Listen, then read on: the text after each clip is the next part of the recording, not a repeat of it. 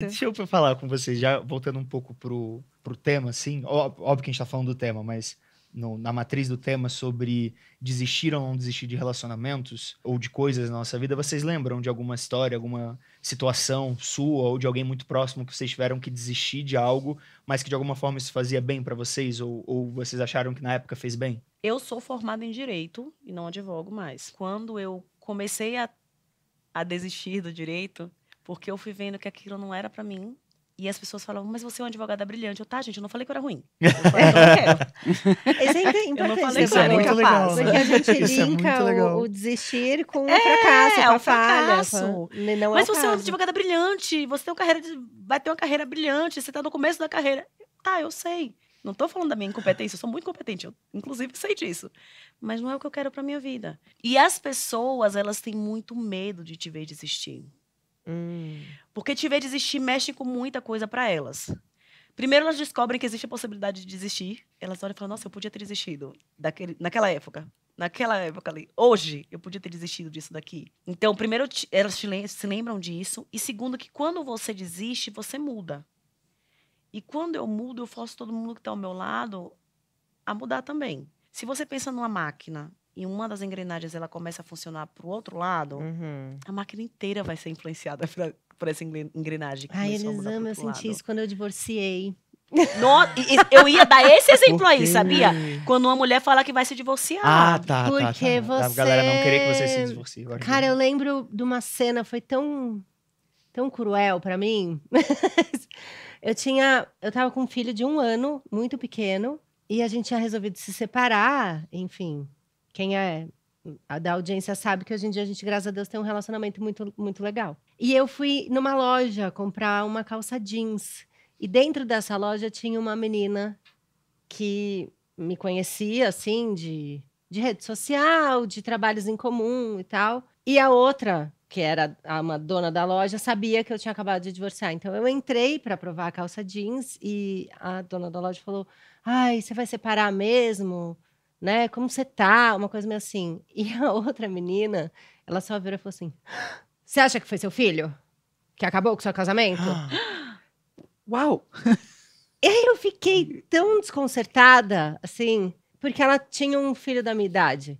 Lógico. Então, Talvez ela estivesse falando mais dela do que de você. Claro que ela tava Mas assim, na hora... se ela me falar que foi o filho, então eu tô correndo esse risco enorme de estar vivendo esse fracasso que essa coitada tá vivendo, sabe? Uma coisa meio assim. E eu fiquei mal, separar é muito difícil. E eu lembro de eu triste, magrinha, sabe? Que eu fiquei... Aí vestiu a calça assim. Uma calça assim, 34, e eu tristinha. E larga. Assim, eu saí...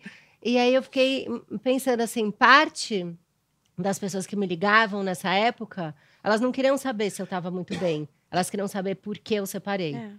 Porque daí elas iam mapear. Será que eu corro esse risco também? Você percebia na pandemia, quantas vezes a gente perguntava, morreu, qual era a idade? Isso. Uma comorbidade, assim, deixa eu ver se eu me encaixo nesse risco ou a morte tá lá nele. Vou mapear, né? Uma separação, de certa forma, até é uma coisa tão final. Sim, naquele momento, pelo menos, parece e tudo mais. Eu acho que faz muito sentido essa analogia de que idade tinha quando morreu. Né? Porque é mais ou menos assim que você se sente, né? Naquele momento. Tem um luto pela relação que não deu certo, né? Aquele medo do que vem depois. A gente não sabe o que vem depois, no outro caso também. Se vem alguma coisa ou não, né? Então, acho que faz todo sentido. Mas eu acho que se a gente vive com medo do que vem pela frente, né? A gente não sabe desistir daquilo que está ruim, a gente não sabe arriscar uma coisa que parece muito boa, né? E a gente não sabe lidar com o fato de que para ganhar uma coisa você às vezes tem que perder outra mesmo. Abre mão, né? Você perguntou um exemplo, assim, eu tinha 23 anos quando eu consegui exatamente o que eu queria. E eu tive que desistir no mesmo dia, porque ou era uma coisa ou era outra. E as duas eram tremendamente importantes, e daí eu achei que uma delas era mais importante, voltei para o Brasil e falei assim, droga. Você pensa que até hoje eu fico pensando, e ser, né? E ser é a frase mais comprida que existe na língua, né? Não tem nenhuma outra tão comprida. Mas faz sentido, você tem que encarar o fato de que você não pode ter tudo ao mesmo tempo e você tem que poder arriscar. E não tem escolha sem si. Eu acho que é essa a nossa ilusão, assim. Quando o desejo de mudar vem, algo já está desconfortável. Então, assim, você não está trocando, olha, está tudo perfeito pelo risco, pela novidade. Você está trocando nossa, não está tão legal assim pela novidade. Então, assim, não tem um caminho sem si, não tem um caminho sem desistência.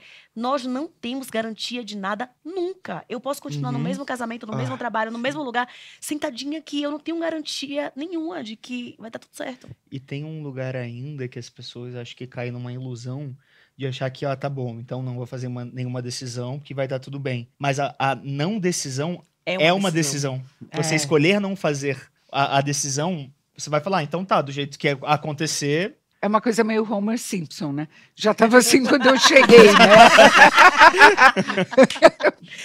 Eu amo que a gente citou Homer Simpson nesse episódio. É muito bom. É maravilhoso.